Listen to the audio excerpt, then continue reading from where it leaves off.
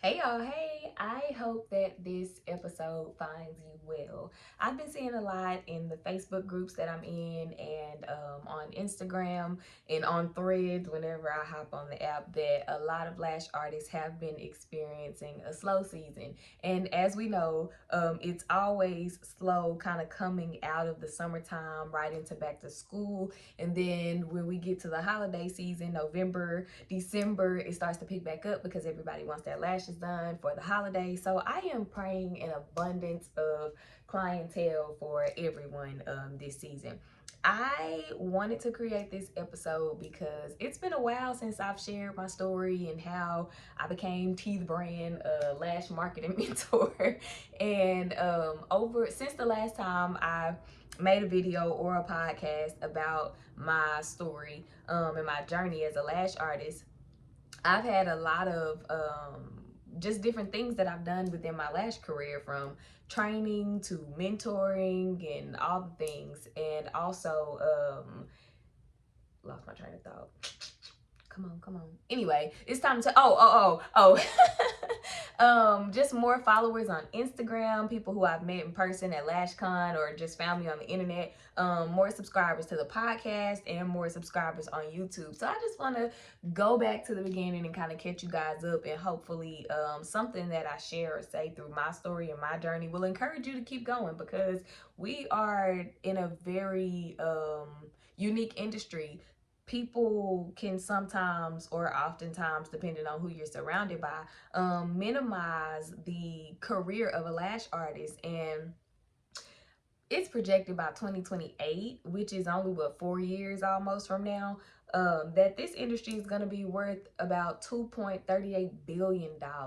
There is money in the industry for everybody. So keep going and drown the noise out, block the noise out, get serious and focused about where it is that you want to go in your business, and make sure that when you're making steps and decisions for your business, you're choosing the things that are going to help you kind of right now get to the next spot, and not necessarily working on things that are down the line and you have a whole bunch of other things to do in the process. But I believe in you. I'm rooting for you, because I've seen for myself what the power of never giving up can do for a lash business. So let's get to it. Okay, so I first want to explain T the brand. So my name is Tiara, so obviously the T comes from that.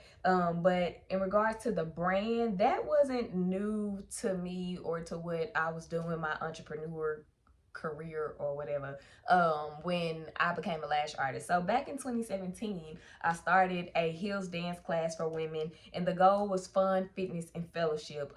And so I would choreograph these dances, host these classes, and the ladies would come. We would have a great time. We would get a good workout in. We would have these sister circles where we would just sit and talk and kind of confide in each other and encourage each other like that. So that's where T the brand was birthed. Before I started that class, I had done dance training camps for high school students, because in my collegiate years I was a black fox in the marching storm marching band at the Prairie View A&M University. So I was training high school dancers, and then I did Mary Kay. I was a Mary Kay consultant in college. So I'm like, okay, T is a brand. Like, I do all of these things. So that's how T the brand came over into my lash space. So before I became a lash artist, I was a social worker. I have a bachelor's degree and a master's degree in social work, and I also am a licensed master social worker. That license opened up more doors for me to do the things that I wanted to do in the social work field, such as like counseling slash therapy. And my first job, I was actually director of social services at a nursing and rehab facility, and that license was required for that. So you needed that license to get in anywhere for any job, pretty much. So that's what I was doing. At the time, right before I became a lash artist, I was a middle school social worker. And so what I was doing was basically like little therapy sessions or whatever for children on my caseload, student on my caseload at the school that I was working at.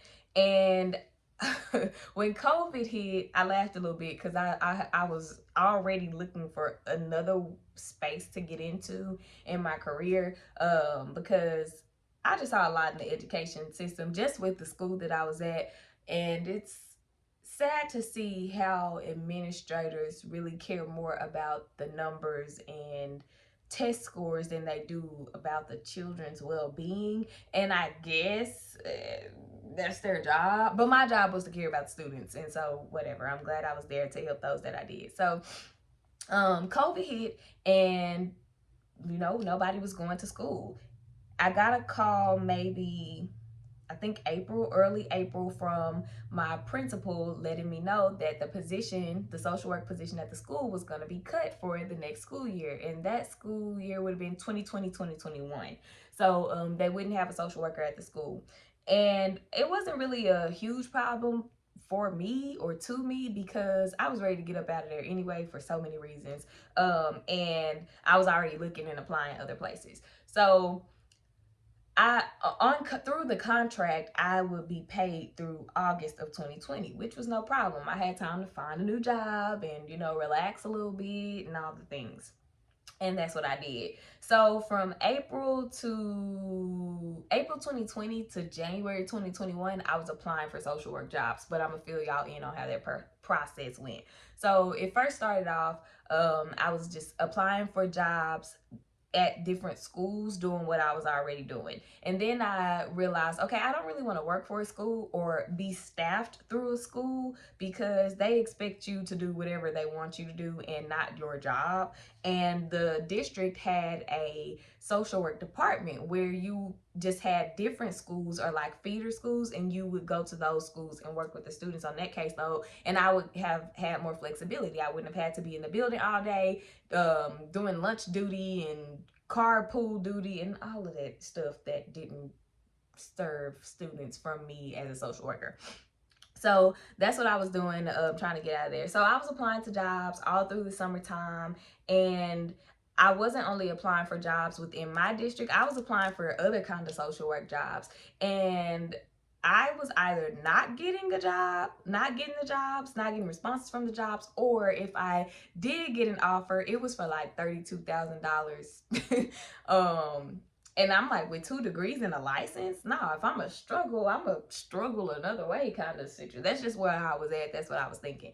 And so I was on FaceTime with my friends in July of 2020, and just randomly, and when I say randomly, for me at the time it was random, but hindsight is 2020, and looking back, that was a total God move, because I knew nothing about lash extensions. I did not wear lash extensions. I had only had them twice, and I followed no lash artists, no lash pages. Like, there was, the lash industry was nowhere in my world, in my space, in the present or on social media.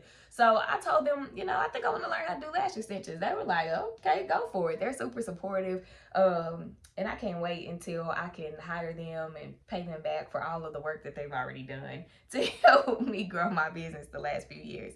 So I tell them that one day, and the very next day, a class popped up on my timeline to train for lash extensions. And I was like, either this is creepy and the government just be listening, which I think they do, or this is just a sign that this is the move that I need to make. So I did a little research, took a lash training in August. Now, with my lash training, it wasn't a good training. And I try to be careful with that because of who trained me.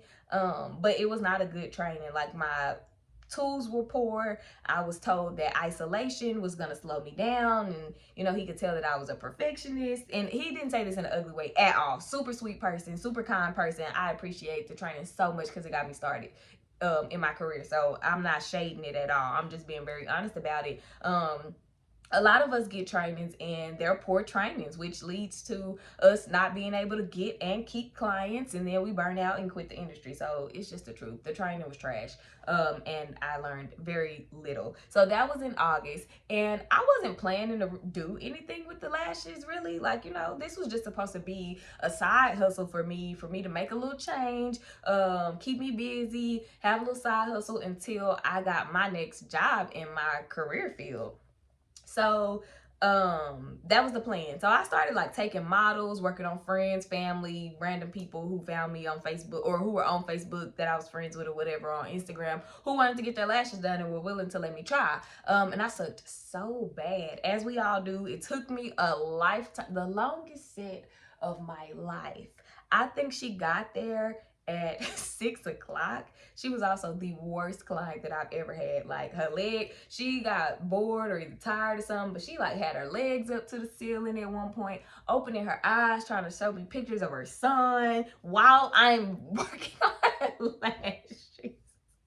It was horrible. It was horrible. But anyway, so I'm doing lashes, and around September, I started going to a new esthetician for my waxes. So we're talking and everything. I let her know I do lashes. And she just asked what I did. We were just meeting. So we're just talking, and she asked me, was I licensed? I told her no. And then she recommended that I go check out a school that was downstairs in her building. So I'm like, okay, I'll go check them out before I leave. Stopped by the school. They gave me a tour, gave me information, gave me pricing. And I was like, oh my God, I have to do this. And here I am going from this just a side hustle, I'm not gonna take this serious, to the type of person that I am. If I'm gonna do it, I'm gonna do it. And we did it. So 2 months after I took my training, I was enrolled in a cosmetology program for a specialty lash license. So of course, at this point, I'm still lashing. I had a cousin who had a space, and in her space, it was like a double suite. So she did taxes out of one office, and then she had another room that she would do massages in. And so she let me know, one day she came to my apartment for me to do her lashes. And she let me know, like, hey, you should get in a space. I got a space that I don't really use until tax season, so you can get in there and you don't have to pay me nothing until you're able to, you know, build your clientele and build your coins up. So I'm like, cool. Now, when I started lashing, I did say my cousin came to my apartment, and that's where everybody came. Was it scary? Yes. Did I find it weird? Yes. But I was, you know, practicing and just doing what I had to do to get along. And so I had a 1-bedroom apartment. I set my lash bed, and I would say ring light up and everything there, but I didn't even have a ring light. Y'all, I had a $5 clip-on lamp from Walmart that I would use. Thank you, God. I had a clip-on lamp from Walmart that I would use. I did not start off with a chair. I had these little like decorative boxes that you could store stuff in. I would sit on one of those to do lashes, and it would hurt my back and my butt and my legs so bad. So I thought a pillow would help. Then I got like a regular little desk chair, and that took me down for a while, but I was doing what I had to do, you know, just kind of building and buying things as I could. But yeah, I started with I didn't have fancy equipment, and that's what I tell lash artists now. You know, we spend a lot of money in the beginning, like stocking up on all the lash curls and diameters and lengths, and stocking up on the best of the best, or because you really do need good tweezers. But you go buy the $50 tweezers because you feel like that's what you're supposed to have, when there are tweezers for $9.95 on Amazon that are good. If y'all want these $9.95 tweezers from Amazon, send me a DM and I will absolutely send you the link for them. My handle for Instagram is Powerhouse Lashes by TTB. So find me, hit me up, ask for the link, and I'm gonna send it to you, because those are some amazing tweezers, especially if you're on a budget. So yeah, I had very poor quality everything. Poor quality lashes, poor quality tweezers, poor quality glue. Like, it was, the struggle was real. So I'm in school now, and I'm like, okay, I'm going full time. However, I do also have this suite that I'm working in, and I kind of had a little clientele. Thank you. First of all, thank you to the people who started with me that are still with me, and thank you for the people who started with me. And I mean, they don't come no more, some of them, but I'm still very grateful. So yeah, in school, and I'm going full time. However, I'm only going to school for theory, like my classes. So I would go in, do my classes on Monday. The rest of the week, I'm at my studio lashing, and I would just have to like send pictures and videos to my instructor or show them to her at class so she could check off my assignments and everything. So that's October. Now, from October to January is where we are. December 2020, I got a notification on Indeed that another school district was offering had an opening for the job that I had wanted. That was for me to basically be like a mobile social worker. I would be hired through the actual social work department, and I would have these different schools that I would go to and all the things. So I did my first interview December 2020, and then they called me back for a second interview in January 2021. And I was like, okay, God, before the second interview, I'm like, okay, if I don't get this job, I'm going to trust that you want me to go full time with Lashes. And never in my dreams would I have thought that I would not have gotten that job and actually had to commit to going full time with Lashes, because God, I said that's what I would do. And I just felt like if social work wasn't it anymore, that's just what he had placed in my hands and wanted me to nurture and cultivate. So I did not get the job. So I swallowed that pill and I'm like, you know what? It's time to get moving. So January, I did a photo shoot. I had 4 models. I made some strip lashes of a classic, hybrid volume, and mega volume set. Put them strips on. I paid a makeup artist to, do the makeup, put the strips on, did the photo shoot. And I just knew, because that's what it looked like on Instagram. You do a photo shoot and you let everybody know, and then everybody finna be lined up outside your door, busting your booking site down to get their lashes done. And that's what I was expecting to happen. And y'all, the complete opposite happened. The clientele did not just magically grow because I had a photo shoot. So I had spent money. I spent money. I paid the MUA. I paid the photographer. Of course, I had to invest my time to make the lash strips and everything. It was nothing like what I expected it to be. And so at the time, I found this girl on Instagram, and she was like a lash coach. And so her posts would hit me in my gut about learning how to market, learning how to brand. So I kind of started out slow. First, I bought this ebook that she had, and then I bought this class that she had. I think the class was like $200 something, and I didn't have $200, but I bought it because I didn't have $200. And I'm like, if I am not getting lash clients by doing it the way that I know how, which really wasn't much of anything at all, then why not invest in somebody else who knows what they're doing and who can teach me how to get more lash clients? So that's what I did. So I invested in that class. A couple of months later, she dropped another class and a mentorship program. Now, this other class was like a level up from the first class that I bought that was $200 something. This class was $500, almost $600, and I sure didn't have it, but I put it on a credit card and I said, okay, she is talking to the people who don't want a booking site no more and they want a website. Like, it's time to grow, it's time to do it. And so that's what I did. And I joined her mentorship program. I paid $30 a month to do the sessions and everything. And it was cool. I learned a lot. However, I still struggled a lot through the mentorship program and after the mentorship program. She was the kind of mentor who would give you only enough information and let you struggle to figure out the rest of it, or struggle to figure out how to apply it. And she would also kind of, if the things that you wanted to do with your business took you out of her target audience, she would kind of discourage you from doing those things and not really give you an answer to the question that you had asked. So I knew, okay, I'm starting to feel like I'm second guessing myself, like this isn't for me. And so I left the mentorship program. However, I'm like, okay, I've left the mentorship program. I do still have all of this information. And this is where my lane, my love for the lash industry and being a lash mentor came in at. I had a lot of information, but I did not know how to use it. I knew what a target audience was. I had created the target audience. I knew how to create a brand identity. I had created my brand identity. I had marketing tips. I had content creation tips. But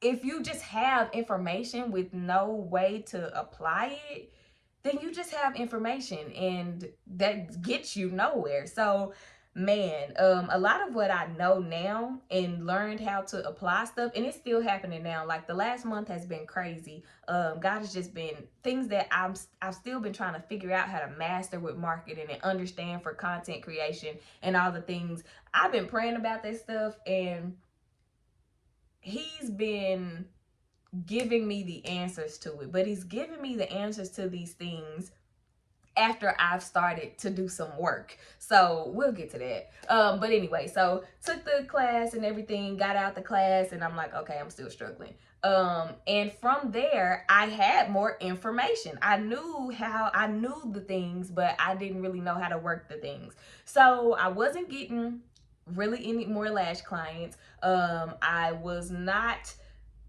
making lash money. And so a few people had asked me to teach them how to do lashes. So if I'm not getting money by doing lashes, I can make money as a lash trainer. So that's what I did. I did my first training, I think in September of 2021. And I'm like, you know what? I'm that girl, I know what I'm doing. And and we're about to start training.